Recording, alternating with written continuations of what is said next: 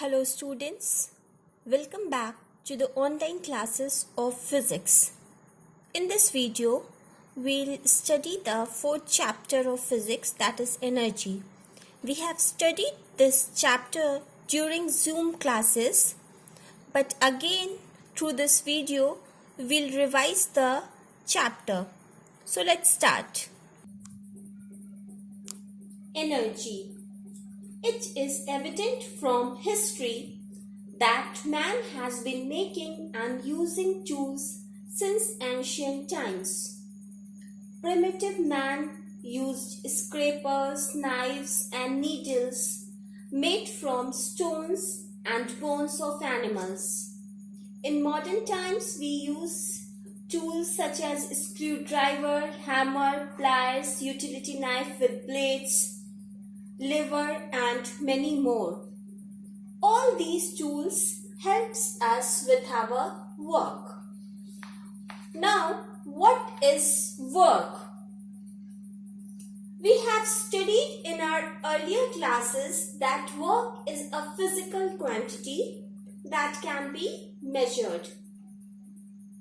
Work is done when force acts on a body and moves the body through some distance. Again, work is done when force acts on a body, when we apply the force on any object, on any body, and because of force the body moves some distance. Like the book or notebook, your book and notebook kept on the table, or the table or chair in your room. You apply some force and move the position of the table and the chair. So when the position is changed, then it is said that work is done. If there is no change in position, no work is done. In the scientific language or in science, it is told that if there is no change in position, then no work is said to be done. Now, we all need energy to do work. If no energy is there, we are not able to do work. Energy is needed to do work. Energy is the capacity to do work. Energy is also a physical quantity and whose magnitude can be measured. The SI unit of work and energy, both work and energy both have the same SI unit, that is joule, and it is denoted by capital J. It is named after a famous physicist, James Prescott Joule. Now the next is simple machines. We'll study about the machines. A machine is a tool that can do work. Any kind of machine that can do or help in our work is known as a machine. It is a device which helps us to do work easily by applying less force and less energy. Machines can be simple machines or it can be maybe complex machines. Machines can be simple with a few or no moving parts. If the machine consists no moving parts or one or two parts are there, then it is known as a simple machine. Examples of simple machines are like knife is there, blade is there, needle is there, hammer is there. They all are the examples of simple machines. They have very simple parts. It consists one or two parts and no moving parts are there. And complex machines consist of many moving parts. So examples of complex machines are bicycle is there, the fan in your room or hand pump, sewing machine, all are the examples of complex machines. Now in this chapter, we'll study about all the types of simple machines. So depending upon the basic principle of working, simple machines can be divided into 6 main types. And these 6 main types are lever, inclined plane, screw, pulley, wheel and axle, and wedge. So about all these types of simple machines we'll study in this chapter. Now the first type of simple machine is lever. A lever is the simplest form of machine. It is a rigid body or a metal rod or a wooden stick which acts as a lever. So if we'll see this diagram, this middle portion, this rigid body, it may be a metal rod, it may be a wooden stick. This will act as a lever.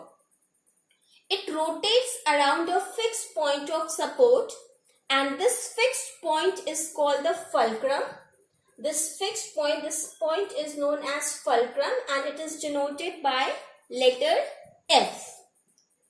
And the force applied to the lever or any machine, the force we applied to any machine or the force is applied to lever is called the effort. And the point at which the force is applied or the effort is applied is called the effort point, and it is denoted by capital E. Now the distance between the fulcrum and the effort point, this distance between fulcrum and the effort point is called the effort arm of lever. I have written the distance between fulcrum and effort point is known as the effort arm of lever. And the resistance overcome by a lever is called the load. The point at which the load acts is called the load point, and it is denoted by L, capital L. Now the distance between the fulcrum and the load point is known as load arm.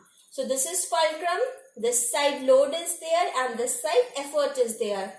The distance between load and fulcrum, load arm. The distance between effort and fulcrum is known as the effort arm. So these all are the different positions of fulcrum, load and effort. And based on the positions of load, fulcrum and effort, the levers are classified into 3 types. So these 3 types of lever are class 1 lever, class 2 lever and class 3 lever. So what is class 1 lever? In this lever, the fulcrum lies between the effort and the load. Examples of class 1 lever are a pair of scissors, pliers, seesaw and crowbar. Like here is the diagram of seesaw. We can see this middle point at which the seesaw is attached with the ground. This fixed point or this point of contact is known as fulcrum. On one side load is there, on the other side effort is there. So the seesaw is the example of class 1 lever. Now next is class 2 lever. In this lever, the load is between the fulcrum and the effort. Examples of class 2 lever are nutcracker, wheelbarrow, paper cutter, bottle opener. Now here we have taken the example of wheelbarrow. This is the diagram of wheelbarrow. In the middle where we kept the load, this is the middle portion is the load. And this wheel where it is attached with the ground, this point of contact is the fulcrum. And with the handle we apply some effort or force. So effort is on one side, fulcrum is in one side and the load is in between. So wheelbarrow is the example of class 2 lever. Now the last is class 3 lever. In this type of lever, the effort is in between the fulcrum and the load. In this lever, effort is in between. Now examples of class 3 lever are stapler, a pair of tongs, a human arm, a broom. Like here is the diagram of tongs. Tongs effort in the tongs, we apply the force or effort in the middle portion of the tongs. So effort is there. The point at which these two arms joint with each other, this is the fulcrum. And from one side we used to pick up the load such as a chapati, a ice cube, a sugar cube. So this will be the load. Effort is in between, one side load is there and one side fulcrum is there. So tongs is the example of class 3 lever. So students, in this video we have studied about work, energy, simple machines and types of simple machines. In types of simple machines we have studied about lever and the class 1, class 2 and class 3 lever. In the next video, we'll continue with this chapter. Till then, stay home, stay safe. Thank you. God bless you.